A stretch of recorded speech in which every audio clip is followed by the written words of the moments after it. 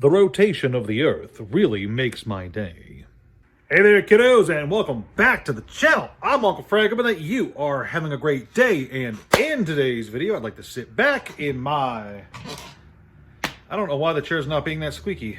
Anyway, I'd like to sit back, relax, and have a little chat with all of you guys about Digimon. Digital monsters. That's right, in today's video, we're finally going to be talking about the Digi card game that I think is Digi-swell. I couldn't come up with a good pun, I'm sorry.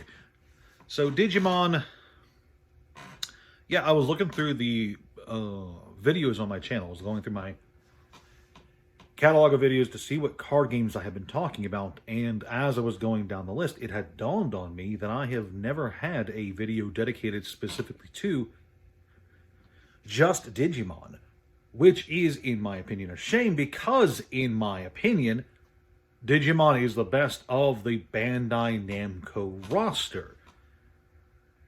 And just so we're clear, that's not me shitting on One Piece or saying that Dragon Ball Super is bad or whatever. I'm not mocking One Piece. I'm not talking bad about Gundam. I'm not talking bad about any of them. Right?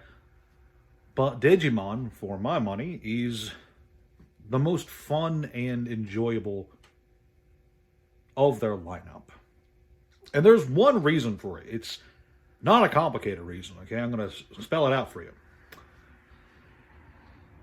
There are many resource systems that go into the various card games we play.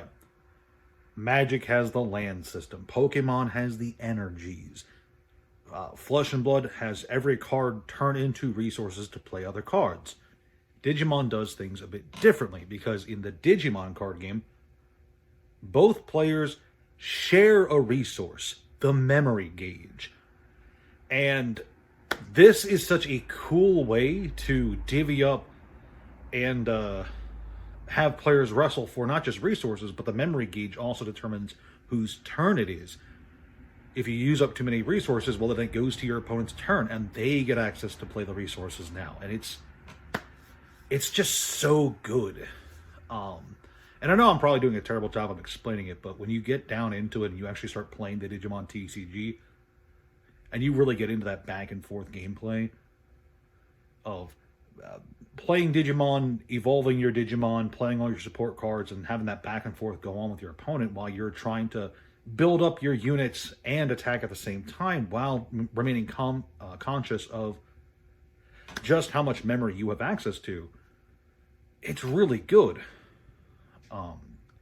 Just to explain the system, both players share a memory gauge. Every card in the game costs memory, whether it's Digimon themselves, besides the baby forms which you hatch and all that jazz. Digivolving costs memory. Playing Digimon costs memory. Using special cards costs it, tamers, etc. As long as you have at least one memory, or I think it's zero memory actually, now that I'm thinking about it. As long as you have access to memory, it's your turn. And you can continue doing things so long as it's your turn. But the moment you use more memory than you have been allotted for your turn, goes to the opponent's turn right away. The moment that action has resolved, it is now your opponent's turn, and they get to play with the memory. And I can't emphasize this enough. I think that's really cool. Now, for what Digimon itself is as a card game, beyond that simple core system there, it's also a very experimental card game. Bandai Namco likes to toy around with a bunch of different mechanics beyond just the Digivolving system itself. There's different ways to play Digimon. There's different ways to merge Digimon into one. There's tamers that can become Digimon. There's Digimon with special rules boxes, like in Pokemon, where they do a bit of extra. They're more powerful, but they come at a cost. There's a lot going on. And it is a fairly complex card game, don't get me wrong. But I feel like once you grasp the fundamentals of the card game and its color system and how the resources works, you're going to have a good time playing it. Now, with that all said, where is the Digimon card game currently? Well, it is currently in a not great spot. It has definitely suffered, not as bad as Dragon Ball Super, but it has definitely suffered as a result of Bandai Namco's marketing tactic of making the first set or so very difficult to get a hold of for the first year, and then suddenly mass printing and overprinting the hell out of sequence sets and reprint sets. They did it with Dragon Ball Super. They did it with Digimon. It's not exactly surprised that they did it with One Piece. Although I suppose One Piece got off fairly good. I suppose a sign of how popular One Piece is they didn't get absolutely wrecked by reprints like Digimon did. There was a time when the first set for Digimon was about $200. And now it's like under 90 for a box for release special booster 1. I think it's like 90 or 80 bucks, something like that. It's like really cheap for the first set of a game. Now, part of that is due to the sheer volume of reprints that set got down the road, because they just made it super available about a year or so later. And part of it is due to there is legitimate issues with the Digimon card game, and that is power creep. Digimon power creeps the hell out of its game. Which I suppose is fine, you know. Every game's going to have some manner of power creep, but it feels like Digimon really, really busts out, like, all sorts of crazy new mechanics and powers every new set that I look at. It's crazy. It's nonsense stuff. And I'm sure that, you know, taking this back to One Piece, I'm sure that it's not exclusive to Digimon when it comes to Bandai Namco, but it doesn't feel like One Piece has experienced that yet. So it makes sense why the One Piece box prices are where they're at. But another issue that Digimon's facing right now is other card games have really kind of cannibalized the Digimon player base. Digimon was really popular as a replacement for Dragon Ball Super, right? Dragon Ball Super came out, it was really popular for a bit, then it was unpopular. Then those same fans, anecdotally, locally, this is just me speaking from my own experience, they jumped ship to Digimon. Digimon also brought in a lot of the Transformers crowd, if I'm remembering correctly. Digimon was super popular for a bit. You couldn't get a hold of sealed product. Making a deck was... you could have like one deck because of just how hard it was to get a hold of the cards. And then all of a sudden the reprints happened. The power creep started setting in. People were chased out of the game. Panic sold their stuff, etc. And yeah, it kind of... I don't want to say like died, but it definitely did see a huge drop-off in terms of attendance at tournaments and player interest.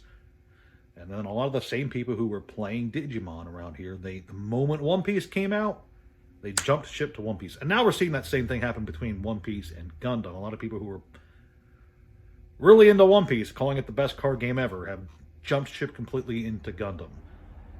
Crazy stuff, crazy stuff. Shows how fickle some super diehard fans of a card game can be when they're just in it for the fad. That's not fair. I shouldn't call them fad chasers, trend chasers, but it definitely feels like when you've seen it happen so many times in the span of like 5 years, it definitely does look like certain people are just chasing whatever's new and shiny and popular, right?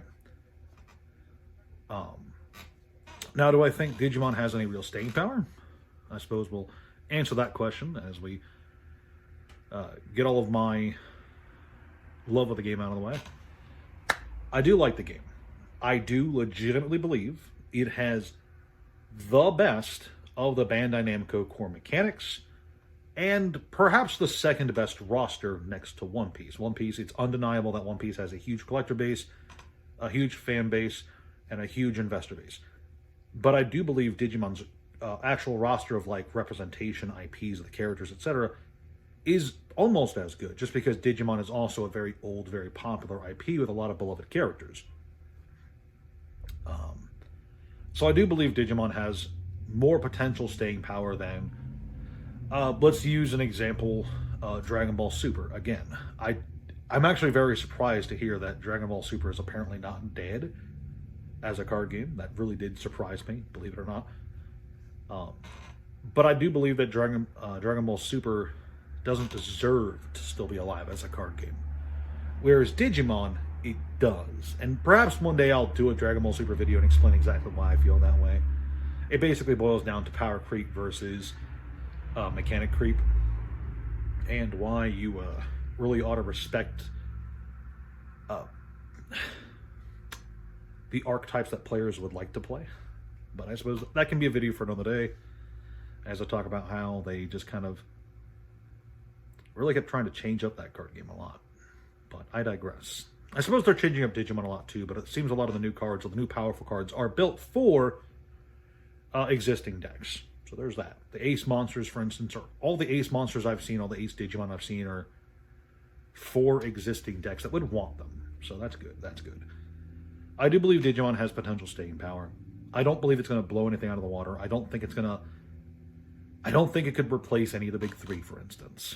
I didn't think that when it came out, and I still don't think it now. But I do think that as a game to play when you're tired of Magic or Flesh and Blood or whatever have you, it is a very fun game, very easy to get into, and very fun to play once you have the core fundamentals down. So I would honestly give Digimon, this is my review video for Digimon now, I would give Digimon a solid 8 out of 10. It does have some hiccups in terms of some mechanical complexity that I think is largely unnecessary. It does borrow quite heavily from Pokemon for some aspects. Gundam does it too, but Digimon was here first, so it gets less leeway. And I don't know. It's a fun game. Give it a try if you haven't. It is legitimately fun. If you're looking for a deck to play a Dioboromon. He's my favorite Digimon, and he's really fun in the card game because he likes to make copies of himself. That's really cool. Anyway, that's all I've got for you guys. I just wanted to officially put out a Digimon video, giving my overall thoughts. I think it's a good game. So, with all that said, thank you for watching. Please like, share, subscribe, leave a comment down below. Do you like Digimon? Do you hate Digimon? Do you like Digimon World for the PlayStation? If so, give that a good shout out in the comment section because I think that's a great game. I have a Patreon if you want to throw $1 at me. I have a Discord if you want to chat with me. And I think I'm done chilling. Thanks again. See you guys next time.